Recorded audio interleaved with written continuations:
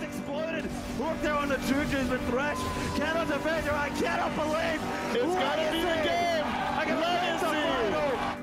Mickey Well gets in behind him, trying to turn it in red in. Wave onto everyone.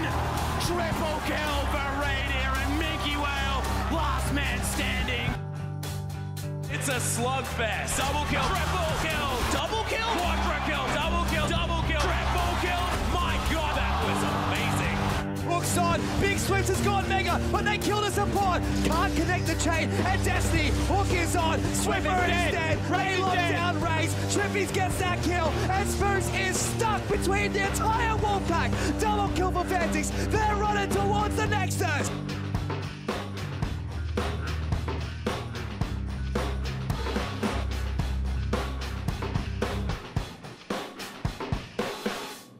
Hello and welcome to Week 8, day number 2 of the OPL, of course, brought to you by Hungry Jacks. You're getting a look at Tectonic.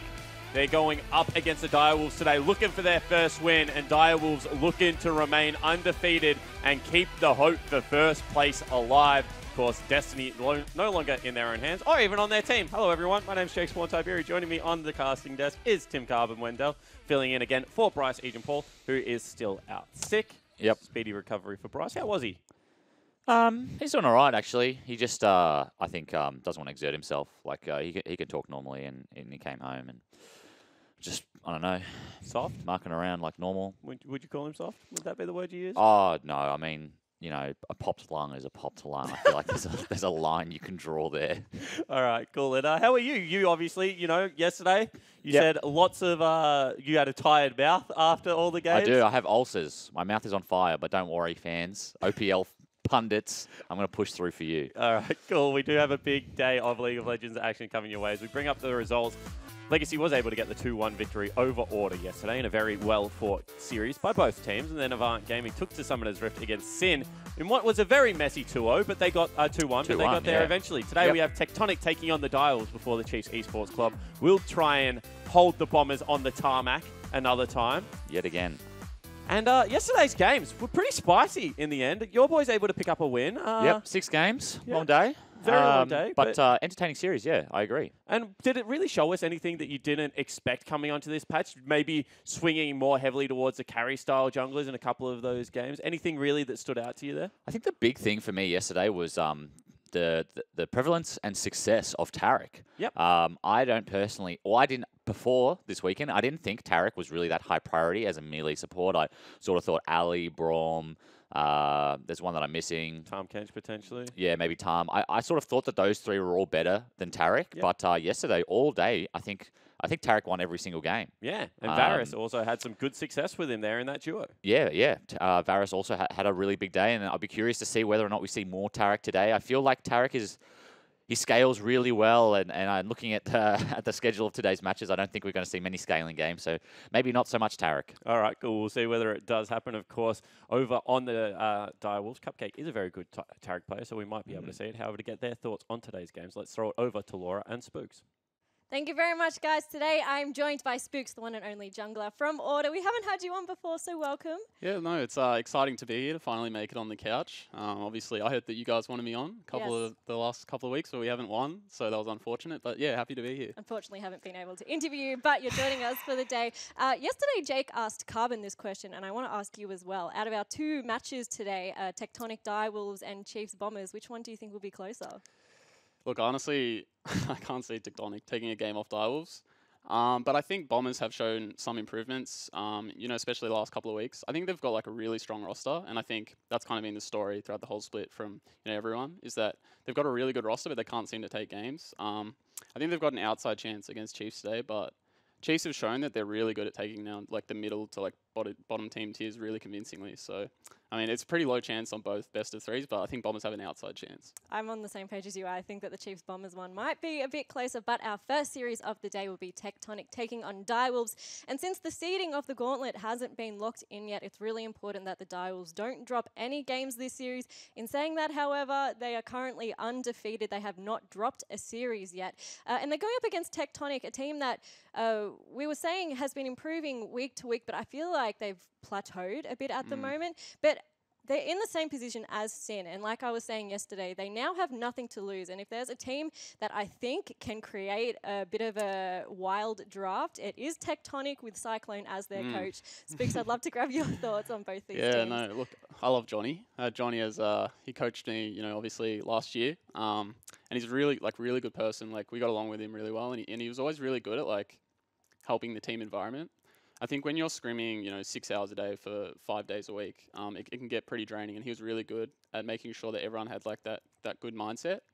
But in saying that, I think, you know, when you have a team like Direwolves versus Tectonic, you really got like the top of the table and like bottom of the table versus each other. So I honestly can't really see an upset there, but you know, who knows? Maybe they'll throw a cheese pick or something exciting out. So you're going to give this 2-0 to the Yeah, Direwolves? absolutely. Yeah. I'm going to give it 2-0 to the Direwolves as well. But remember, if you would like to make your own predictions at home, head on over to opltips.com.au, where we have those $25, $50 and $100 Hungry Jacks vouchers up for grabs, as well as XP boosts and RP prizes.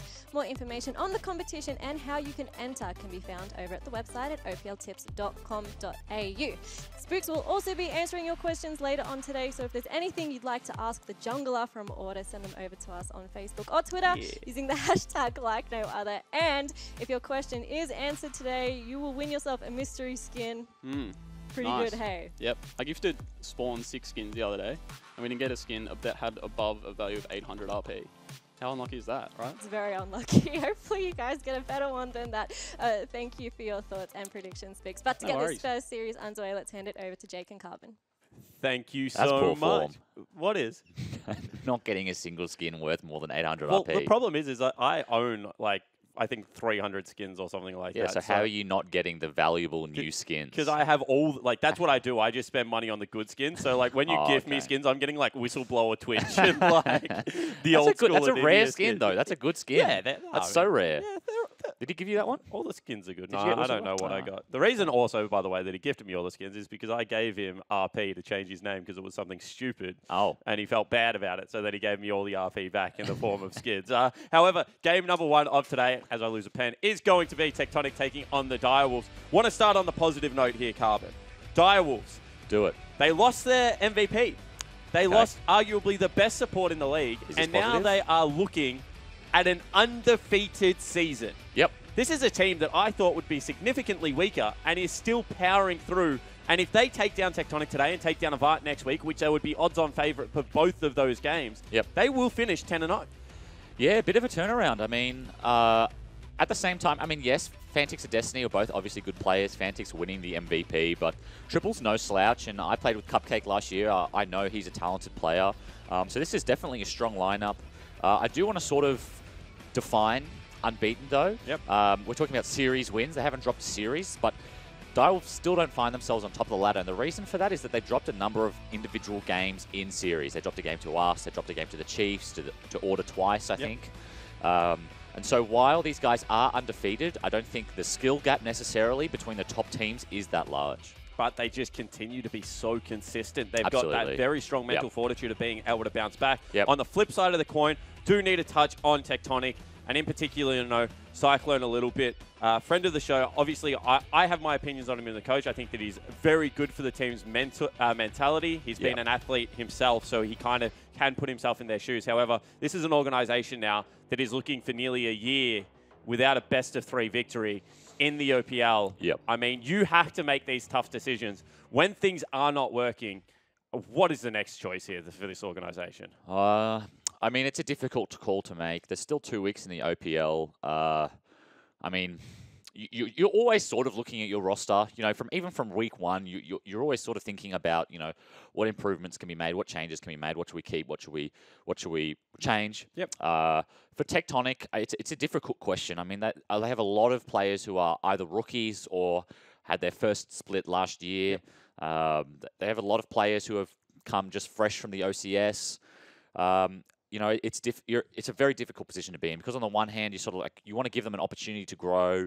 You know, moving from solo queue or OCS to competitive LoL is a big step, and it does take time for some players. So you want to give them the benefit of the doubt, and you want to give them time, but at the same time, esports is it's all about short-term results, really. Certainly you know, you want to win. You want to make Rift Rivals. You want to make MSI. You want to make Worlds. You want to do all these things, and you only get 2 opportunities a year, so you got to make them count. It's just a pressure situation. Of the players on Tectonic, they have a lot of young talent. Who do you look towards to be that person that can step up and be a future star of this team? The 2 players that I really like from Tectonic, I like Pap Ryans. I think he's shown a lot of promise this year. A lot of solid performances in the top lane. You know, obviously they haven't gotten over the line, but there have been a few times where I've been thoroughly impressed by him. I think Swade as well doesn't get spoken about, but I often find that he's not falling behind against much better players, what the community would consider much better players, and that to me is impressive because jungling on a team that is weaker across the board than your opponent is extremely difficult, and usually jungler is the role that suffers the most. You look the worst if your teammates aren't as good as those on the other side of the rift. So Paprise and Swather are definitely 2 that I would be willing to invest more time in.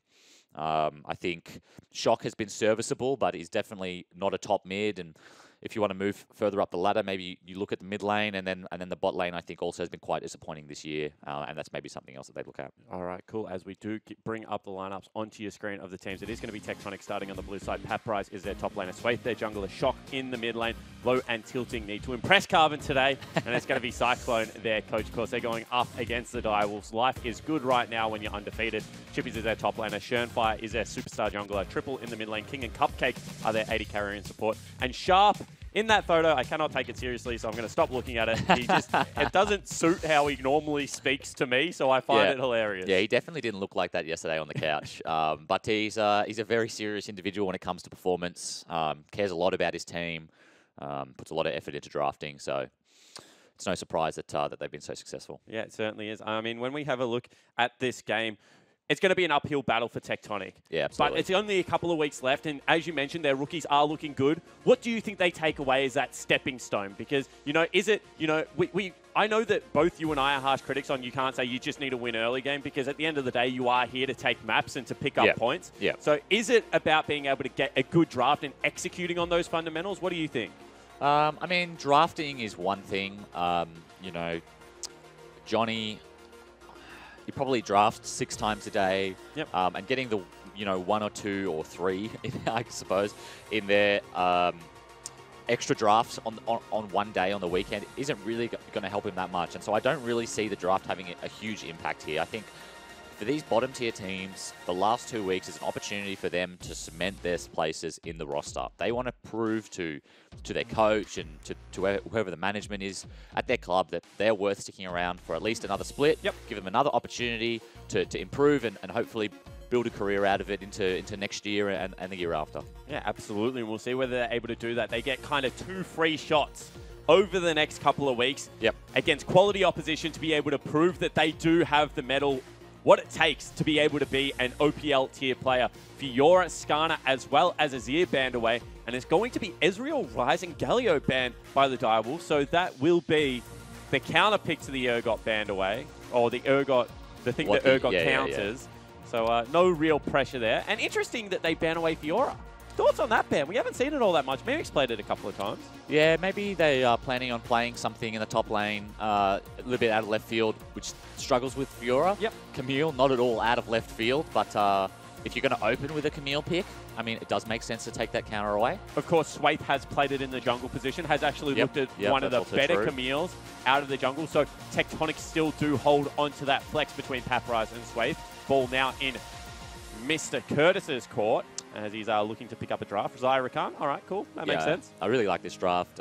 Taking away the Ezreal, Low often plays safe champions. They'll usually pick a safe AD, and they'll just try and neutralize the lane. He plays a lot of Caitlyn, Ezreal. He plays Tristana when it's up. Yeah, Civ. Anything that it can farm safely, clear the wave, and leave, and not be in danger. Those are the sorts of things that Cyclone likes to pick for low. But Direwolves, they take away Ezreal, they take away the safest AD carry, and they immediately pick a kill lane in the Zyra Rakan, and they sort of throw the gauntlet here. What are you going to play? Yeah, and in response, they go with the Tahm Kench as well as the Varus. Good CC coming out of this lane. The ability to go backwards certainly is there. Again, wave clear, safety in the support. Yep. neutralizing lane. A little bit of global map pressure if you want to play 1-3-1. Yep. With Tahm Kench, of course, that's how the best Tahm Kenchers in the world seem to approach the map. And it's going to be a Poppy picked up. So obviously thinking right now that that is going to be a top lane Camille, given the Fiora ban, and they take another counter pick here.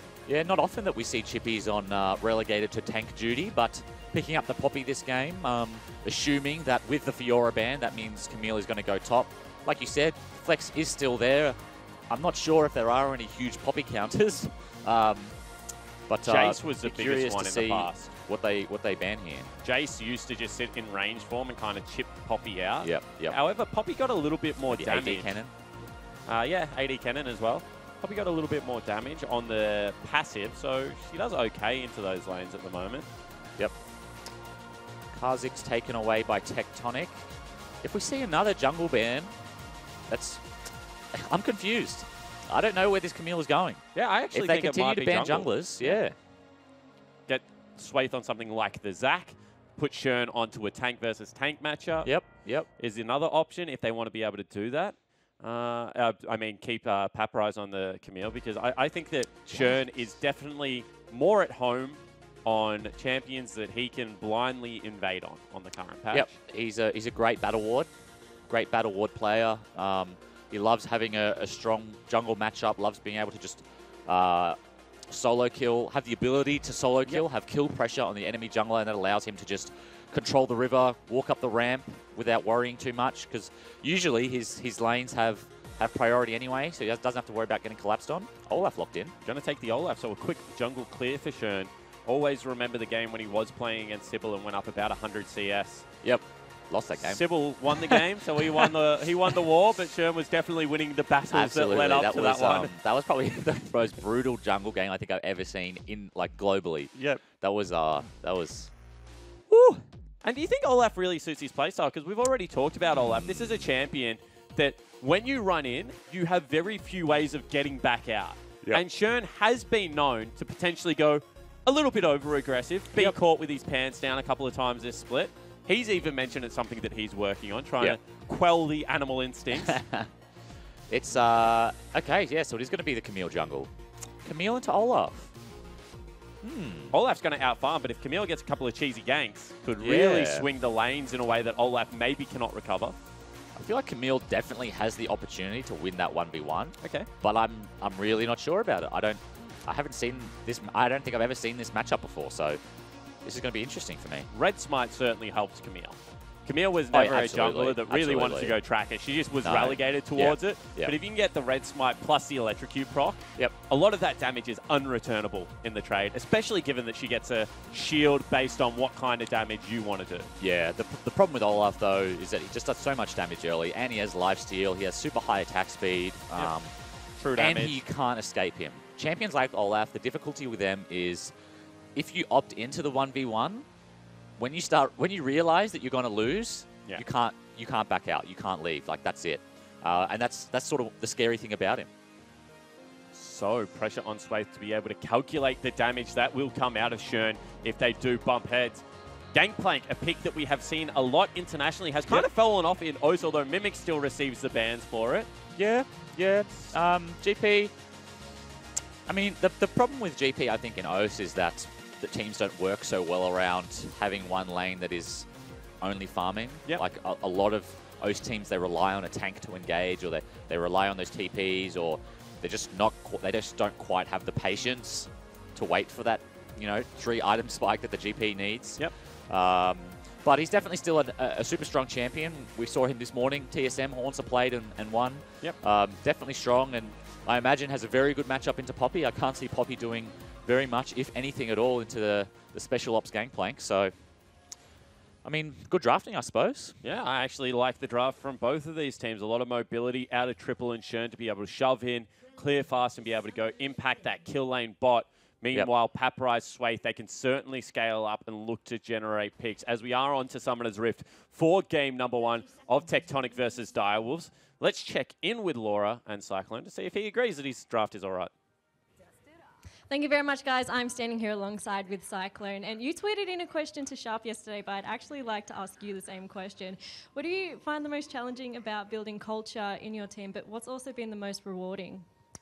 Probably the trickiest thing is figuring out what people's values are. A lot of the players we work with are really young and they haven't necessarily spent a lot of time thinking about what's important to them and how they'd like to relate to other people.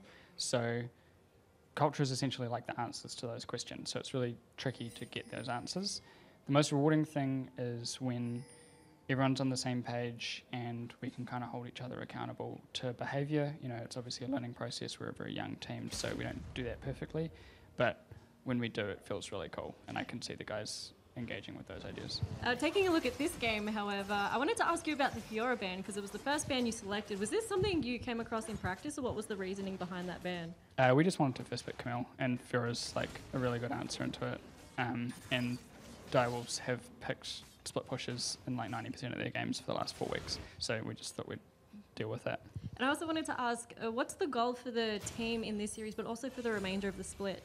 So the goal for today is to make the Direwolves as uncomfortable as possible and hopefully put ourselves into positions that we can learn a lot from. So that's kind of what we're trying to take away from today, and then moving forward, it's just having that learning and being able to apply our knowledge consistently and be able to execute on those ideas, which we've done sometimes, but not as much as we'd like. Well, best of luck with this game, and thank you so much for talking to us. Thanks. So about making the Direwolves uncomfortable. Very well spoken, Coach. He is. I have to say. I also like the fact that he doesn't really hide all that much, as we actually have an engage coming in on this bottom lane. It's going to be a flash out of tilting already. Eats up his 80 carry, spits him out. That's a fantastic example of absorbing pressure. Only Tarm blows his flash, eats Varus. They don't take too much damage. They can continue to lane because Tarm flashed early. He didn't, wait for himself to get chunked to 1 bar and then flash at the last second. So that's a perfect example of what I would call absorbing pressure. What it means for Sway, that he now has more options in his pathing. He knows where Shern is. He knows what camps Shern has taken, and that's going to help inform his decisions over the next few minutes. Yeah, it certainly was. There was some creative pathing coming out of Shern. He actually went for a full bottom side clear into that gank. His tilting now goes very low. Actually has to burn the heal. Don't know if that was really necessarily after he kind of got himself out of that position. No, but, it's just one of those things where you know that if he had died and Low was holding onto his heal, that we would be laughing over here. So I think better safe than sorry. Heal is a short cooldown anyway. Gives Low some extra health.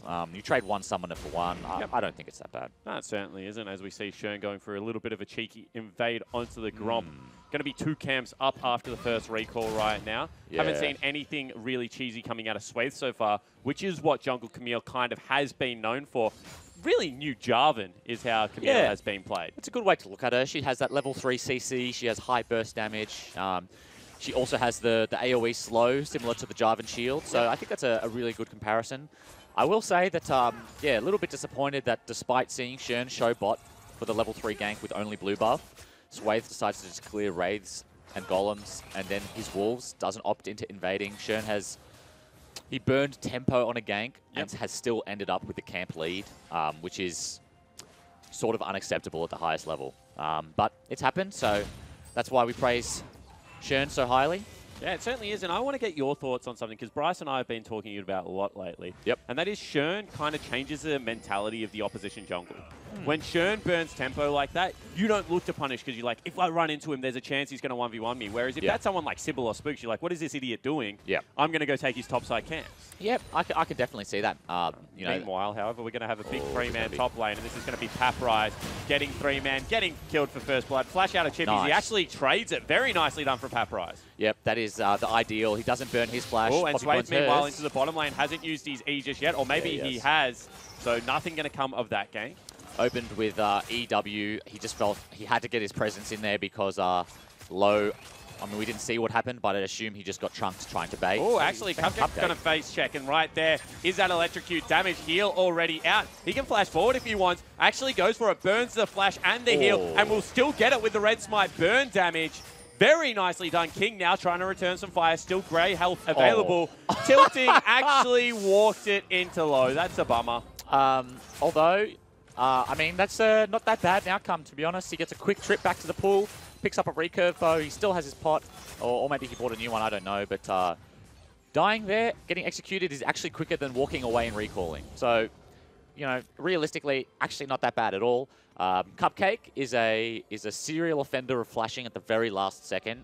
He's an extremely mechanical support. I would say potentially the best mechanical support in the region.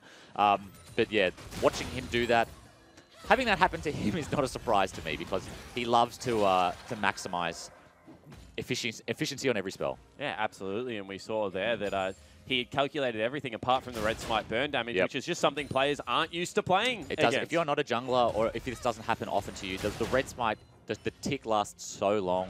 And the more autos that you get, especially like Camille with all those auto resets, she gets a deceptive amount of stacks on there. Yeah, absolutely. As we see Papyrus cleaning out his top lane. Because he picked up that return kill, got himself a Sheen, which is the ideal first shop. Even had some extra gold for Targons. Right now, Cupcake in behind, tilting and low again. He's brought down Shern. Yep. Swathe just wants to base after getting his kill, so they opt into not contesting the ward, but they don't want to give up too much pressure as Very nice knock up there. Tilting able to grab him out, but maybe a little bit slow on that trigger figure means that Low takes some damage, has to burn that pot.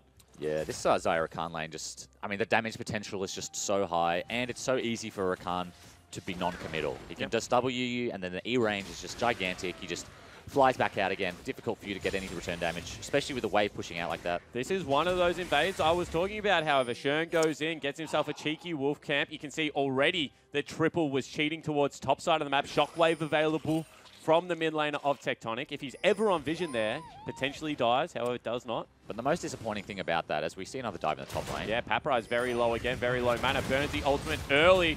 Chippies actually gets turret aggro again, and he's going to fall down a second time on these dives. This is not worth it whatsoever because Papyrus, GP, he wants gold. Poppy with gold is not really going to do anything more than she would otherwise. So trading 1-for-1 with the mid laner coming top lane is a big no-no. It's also giving Shock just room to farm on the Orianna in a matchup where he necessarily shouldn't be able to do that. I mean, he's Russeteer, and he's able to just keep up in CS. I mean, yes, Talia's roaming, but yeah, like I said, the fact that they're trading 1-for-1 is not a good sign. And the thing is that Poppy with items is kind of the same with Poppy without items. She has a good CC kit, good disengage out of the ultimate, stops jumps. You don't need items for any of those things to occur. For gangplank, if you do not have items, you bring a slow to a team fight. Exactly. That is all you have. So trading on potentially the wrong side of the map. I think this is the side of the map they should be attacking. The Zyra and Rakan lane is now level 6 on the Zyra. It is such an easy dive, and we'll see whether they can translate that pressure towards the bottom side of the map. Yeah. Just picking up from my point from earlier, where we saw Schönfire taking the Wraith camp away from Swathe, is why I was disappointed is Swathe had just come out of base. He had the Caulfield's Warhammer.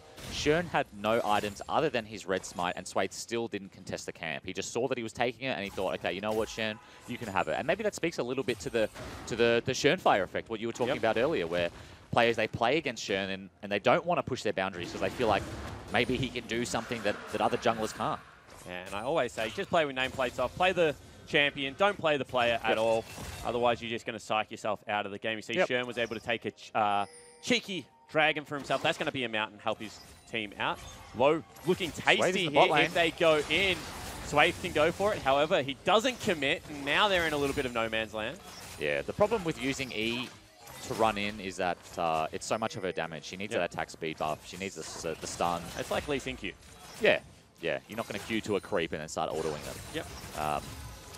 So yeah, it's the second time that Swathe has tried to gank the bot lane, but Low's just getting chunked so hard that he's having to burn his E just to get in range to stop them from killing Low. And Papyrus kind of just ignoring Chippies right now, looking for some damage. However, Chippies is like, mate, I will fight you. Ultimate. Continues to chase him down, pops that ultimate as you mentioned. Eric Proc is here, goes for the tackle underneath the turret, flashes after him. He still really wants his kill and will be able to get it. Solo kill for Chippies. Yeah, I mean, that's the strength of Ninja Tabis and Barmy Cinder. That is just such a strong buy for the laning phase from Poppy that... Yeah, Chippies just punishes Papyrus for focusing only the minions and thinking that he can get away with ignoring this Poppy. Yeah, you can see that Papyrus actually was sitting on a huge shop as well. Tabbies of his own, now has himself a page. But really just can't afford to do that. He's given over some free gold, and that laning phase is going to get a little bit more difficult now. Yep, that might be the straw that breaks the camel's back in this lane phase. I mean, he did very well to trade 1-for-1 twice in a row, but... Also going to question this TP out of Papyrus, because you know that they want to rush bottom lane. And Papyrus potentially having TP to a turret, being able to drop the ultimate, buy time until he can get down there and help defend. whilst now Chippies is just going to walk himself back to top lane and will have TP advantage on the Poppy. That is such a dangerous combo. Yep, you're not wrong, but I mean, at the same time, GP, TP. Oh, that's actually a good buffer on the stun there. Cupcake takes a lot of his health has and damage. Tahm Kench is coming over, flashes and actually follows over the wall on triple. Where is the Orianna Shockwave? It is not going to be there in time. Cannot get in range, but maybe he just doesn't need to, as Tilting's going to pick up that kill. In goes Cupcake now. Big Shockwave out of Shock. Cupcake will flash away, has the Ignite burning, will go down. That's a double kill right now for Tilting. Can he make it a triple on the Tahm Kench? Very nice ultimate out of King, but I don't think it's going to matter. Pops the heal as well, and this will be Shock picking up a kill. One by one, they're just going to domino in, and Shern looking for something and continuing this fight. Has flash, will not go for it. That's a 3-for-1. Huge team fight coming out of Tectonic. Direwolves trying to contest bottom side river when Shernfire was soloing the Rift Herald. Pretty greedy, I would say. Macro mistake. Direwolves not ones. I mean, the way I should say it is they know that that's the wrong thing, but they think they can, I believe that they think they can just outplay their opponents, and getting punished by Tectonic there. Yeah, reminiscence of, you know, taking a 3v4 team fight is not always the best thing to do. Even if you are ahead, you can see 30 CS. But as you were saying yesterday, unlike real life, and where, actually, hold that thought, let's take a look at the replay. Yeah, so you see Swathe cancels the knock up there, and then as soon as time ult comes through, they realize, hang on, we can win this. This is 4v3. Olaf's not here, and a really nice Camille ult follows the flash of triple. And then Tilting, I think Tilting really came up huge in this fight. He manages to get the eat on King in a second here, who had ultimate and flash and heal, and despite that dies, you have to think that maybe a little bit greedy again, holding on to those summoners. And yeah, in the end, a 3-for-1. Yeah, absolutely. And the thing about Zyra Khan's so strong when they're a duo, but when they're split, they have none of that synergy in their kit. And you can see the King would have loved himself an extra shield or a knock-up, something like that. Yep, and you got to think with GP ult coming off cooldown soon, Low has his flash. Flash Varusol, very strong engage as we see yet another dive. Yeah, they're just going to continue to pick on this top lane turret. That's going to be the ultimate burn. Paparize uses the oranges. Everything isn't K, however, and this turret should fall down. I mean, I think it depends on whether or not he chooses to use the Rift Herald. I don't think he will. Probably going to save that one for the mid lane turret. I think it's going to be a cannon wave. I think they should still be able to get it. As now potential 4-man going to come into this bottom side of the map. You see King Cupcake this time respectfully back away. And it looks like Tectonic are committing to this push. Poppy has TP and Talia has ult, so curious to see whether they do anything. No TP wards available. Yeah, and that turret's just going to go down, and now the stun is there. King gets blown up. Potentially one too many ults, but hey, the result's the result, and that's a turret and a kill. Yep. Maybe a little bit of disrespect out of King again. I mean, this is, you know, I think are they last? I believe they are. Yeah, this is the last place team in the competition, and that's twice that King's been a little bit far up. The first time opting not to use his sums, and here just getting Varus ulted without even Varus burning his flash. And I'm going to make the call that right now, Tectonic outscale. Orianna is a better late game carry than Talia. You got a Varus versus a Xayah, which are very comparable. Yep. But GP to me is just absolutely king in the top lane. If he gets towards 6 items, no one really goes with him. Yep. I think Tahm Kench is another champion that scales really well. Yep. If you can eat someone out of a huge burst, something like the Rakan ulti or a flick late game. Yeah, a Talia flip, and then all of a sudden they don't do Direwolves comp. They do a lot of burst damage. They do a lot of damage in quick bursts. They don't have sustained damage with that team comp. And so I think Tahm is going to do really good things against them late game as well. Now, whether they'll make it there, this is something we talk about often. This is a very nice ulti, however, out of Tilting. Good timing out of Chippies means he'll trade ult for ult, but losing priority of this lane.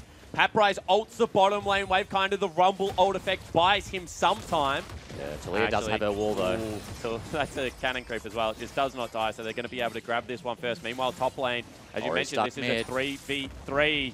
Low goes on the other side of the wall. They knock Swathe off, and they're just going to look to pick up the kill. Very nice eat out of Tilting. Saves Swathe some damage. However, Low is just absolutely in no man's land. Finally, Orianna will come up. In goes Swathe. Gets stopped there. Shockwave will absolutely whiff and hit nobody, and that will just be Direwolves running over the top of Tectonic in this team fight. Yep, and this time they do take the out... Well, it wasn't outnumbered team fight, but...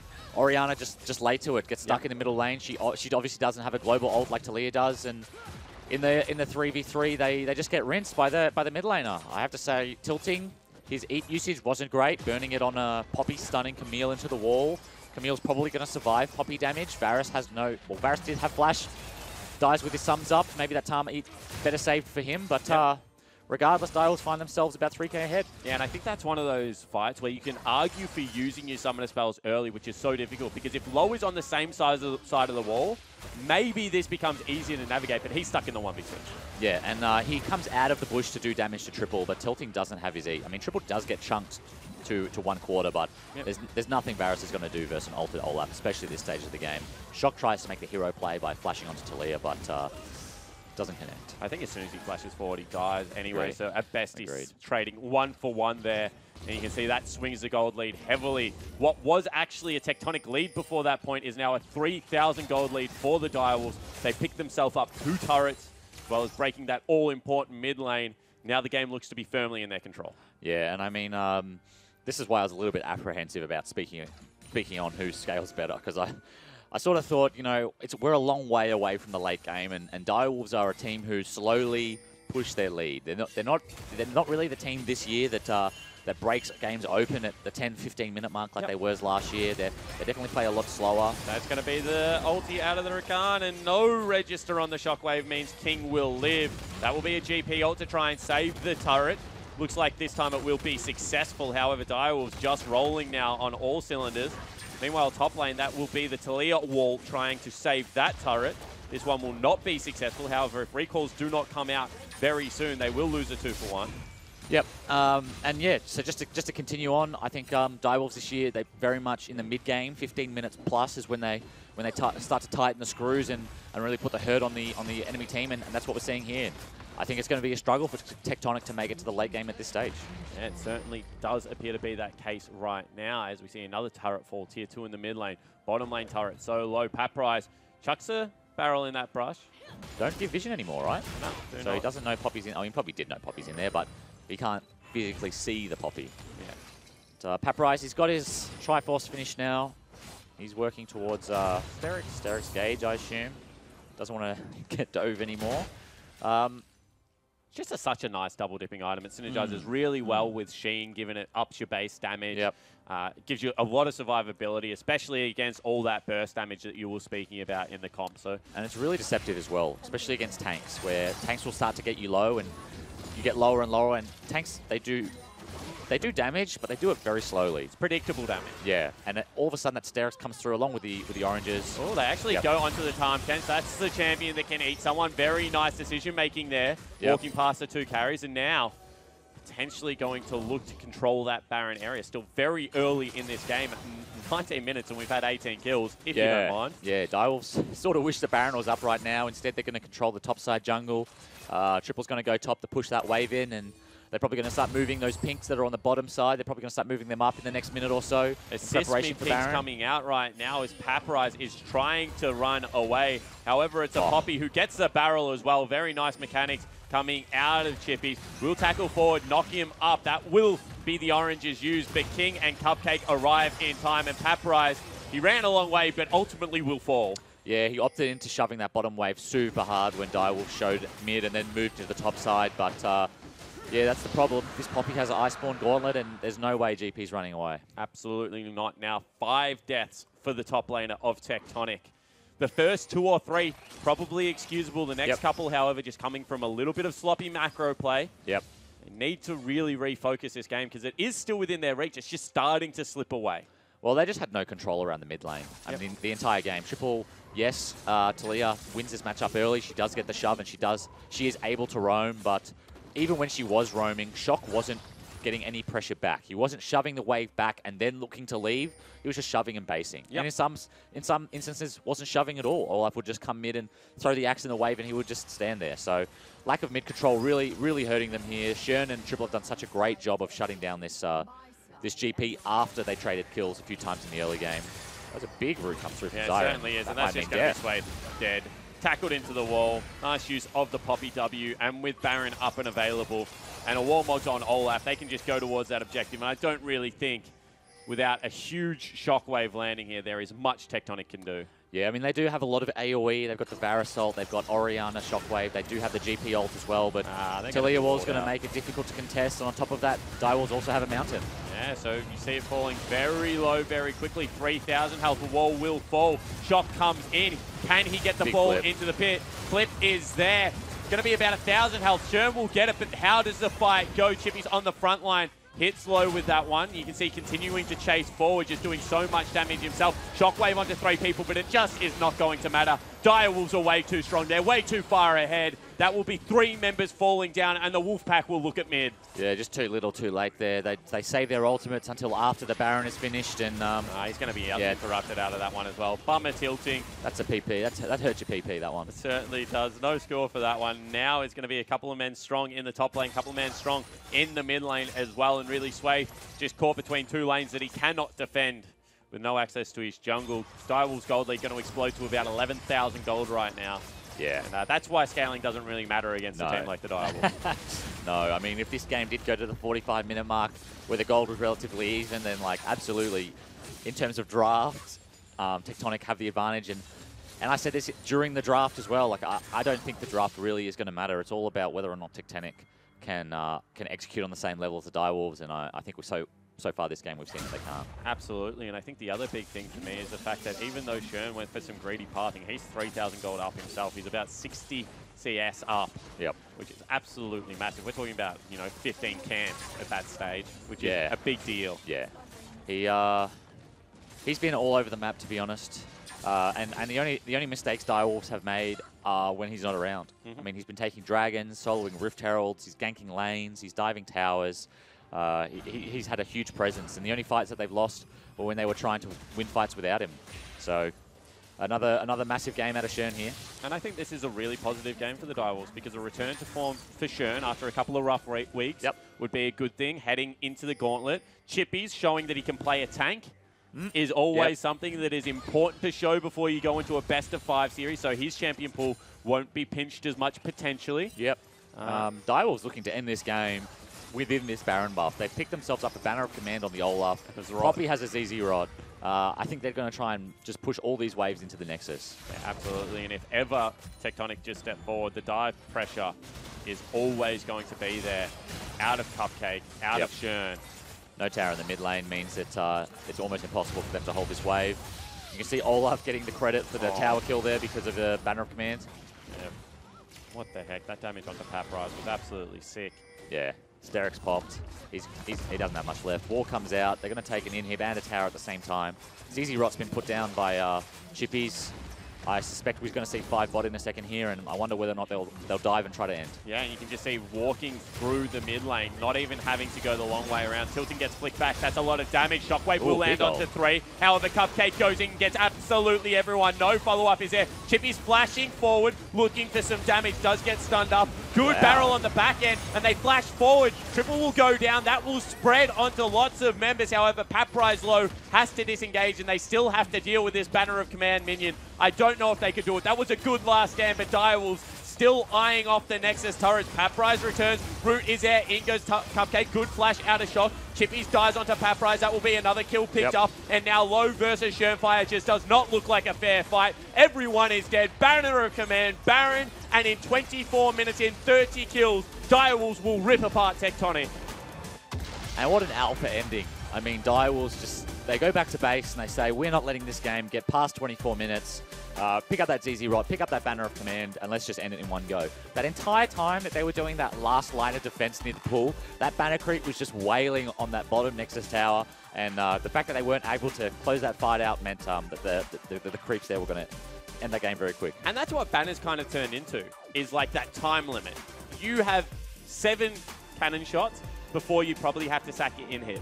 And then you have 14 before your Nexus is going to be exposed. Like, fight us now or don't fight us at all. Because we're just going to be able to take these turrets very passively. And I have to say that the way the Direwolves put their foot on the gas after about 15 minutes into that game is actually what is terrifying. Because they do it from any position. Yeah, as soon as they opened up the map from that team fight top, it was just all over. Like, the pressure they're able to create as soon as they have an advantage is immense. And it's one of the reasons that they've undefeated so far this split. And I think that, they've shown us something different. They're not ganking Triple's lane. Triple is leaving. He's roaming top, even though they're playing Zaya Rakan. Chippies is on a tank. Shern's on a farm jungler. They're showing us different things before the gauntlet, making teams guess. Yeah, a lot more meta this time from the Direwolves. They're just picking basic champs across the board, and generally that is what you want to do against those bottom teams. You don't want to really leave too much to chance. You know that in an even matchup, if all things are fair, you're most likely to win. And so, yeah, very standard draft coming out and very well executed. At the same time, we said we wanted to watch Swaith as well as Pat Price. Pat Price was pretty much 3v1 the whole game. Not much he could do. But Swaith's punishes, were they enough for you? Do you want to see him lift in game number 2? I mean, I think his early pathing wasn't great. I think he was a bit spooked, if not by Shern, by something else, by the Fog of War or something. There were definitely opportunities there for him to punish Shern in terms of pathing. And then also, I mean, it's not entirely his fault, but the fact is that he tried to play bottom side, and every time he went bottom, low was just too low to fight. No pun intended. He was just...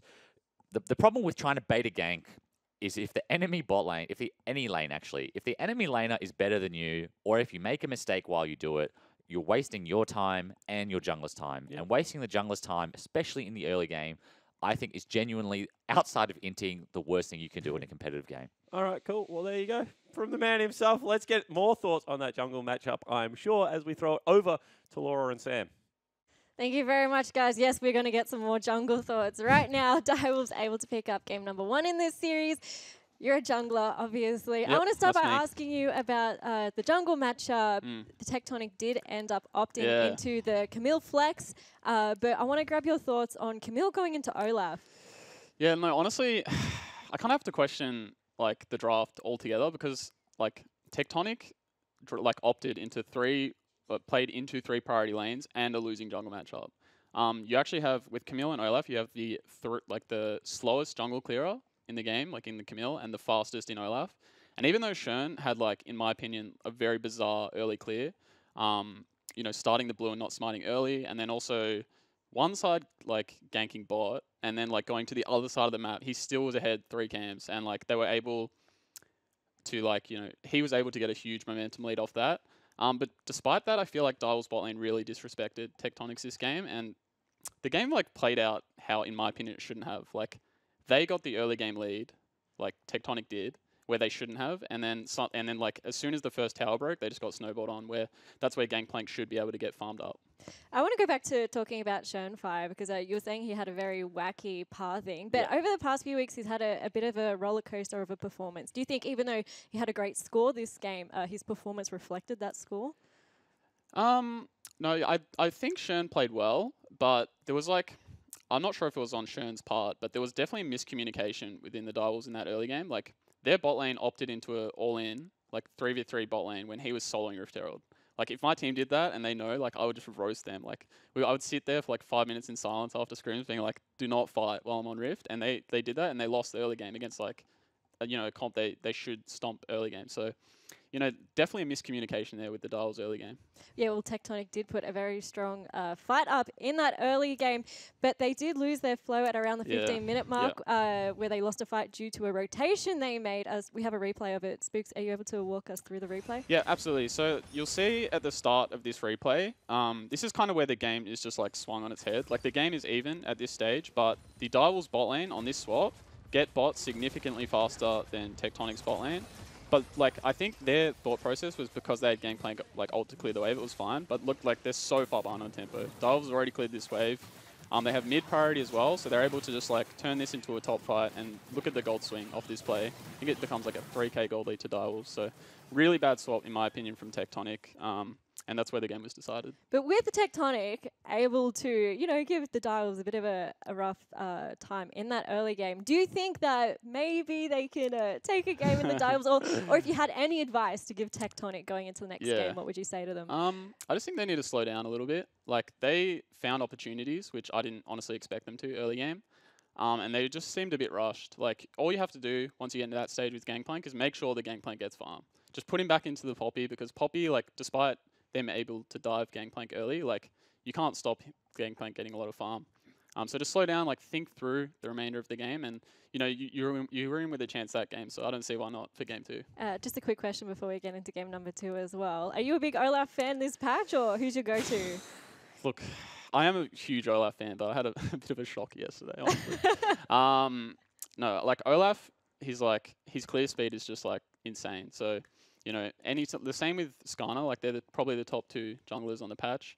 When you can get like a tempo lead just on clearing, like there's no risk involved. You know, definitely a top tier jungler at the moment. Yeah, well, we're going to see if Olaf does make an appearance in game number 2. We're going to head to a short break. But when we get back, we're going to see if Tectonic are able to sneak a game off the Direwolves.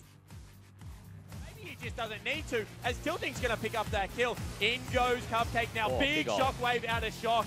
Cupcake will flash away, has the Ignite burning, will go down. That's a double kill right now for Tilting. Can he make it a triple on the Tumpkin? Very nice ultimate out of King. In goes Swave, gets stopped there. Shockwave will absolutely whiff and hit nobody, and that will just be Direwolves running over the top of Tectonic in this team fight. You can see continuing to chase forward, just doing so much damage himself. Shockwave onto 3 people, but it just is not going to matter. Direwolves are way too strong. They're way too far ahead. However, Cupcake goes in, gets absolutely everyone. No follow-up is there. Chippy's flashing forward, looking for some damage. Does get stunned up. Good barrel on the back end, and they flash forward. Triple will go down. That will spread onto lots of members. And now Low versus Shermfire just does not look like a fair fight. Everyone is dead. Baron are of command. Baron, and in 24 minutes, in 30 kills, Direwolves will rip apart Tectonic.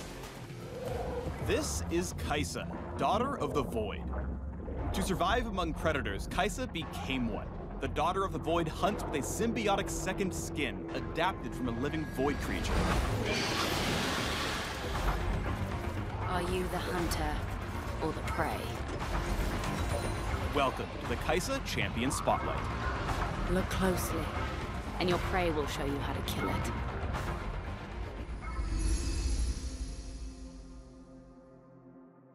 Caixa has 2 passives. The first is Caustic Wounds. Caixa's basic attacks mark enemies with plasma, dealing increasing bonus damage per stack. After enough stacks, the plasma ruptures for a burst of damage based on the target's missing health. Nearby allies can donate plasma by immobilizing enemies with crowd control, but cannot rupture the plasma. Caixa's second passive is Living Weapon. Her symbiotic skin evolves her abilities based on permanent stats gained from items and champion levels. We'll come back to these evolutions with each ability.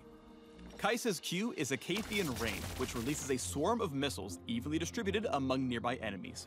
Additional hits on the same champion or monster deal reduced damage. Low health minions take extra damage. If you catch an enemy up close and alone, they'll be pummeled with every shot for some unavoidable damage. Minions and other enemies will split the salvo, so remember to isolate your prey before making it Acathian Rain.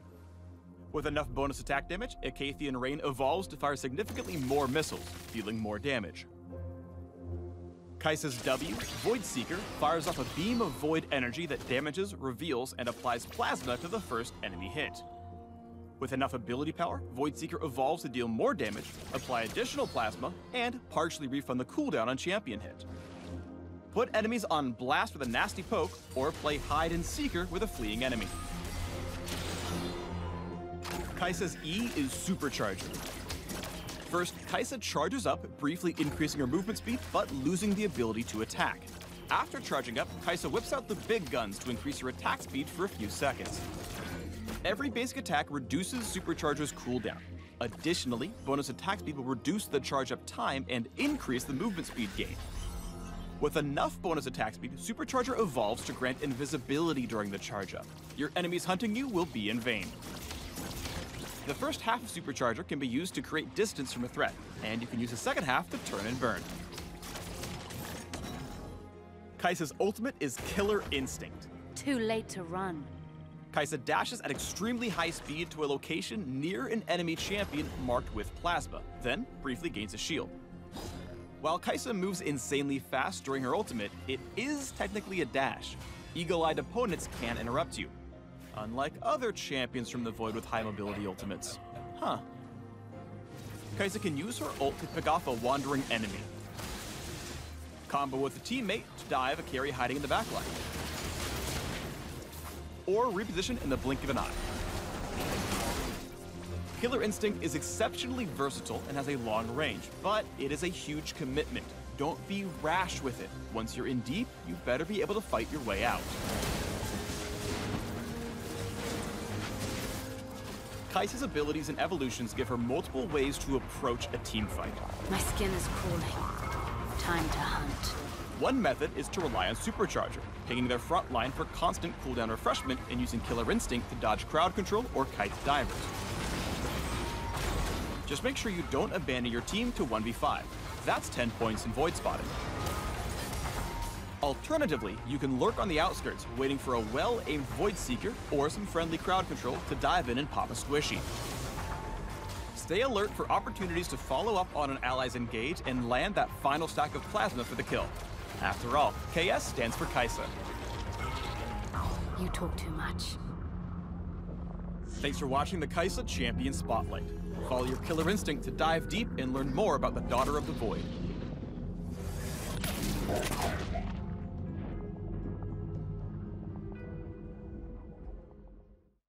Hello and welcome back to the OPL Week 8 Day number 2, brought to you by Hungry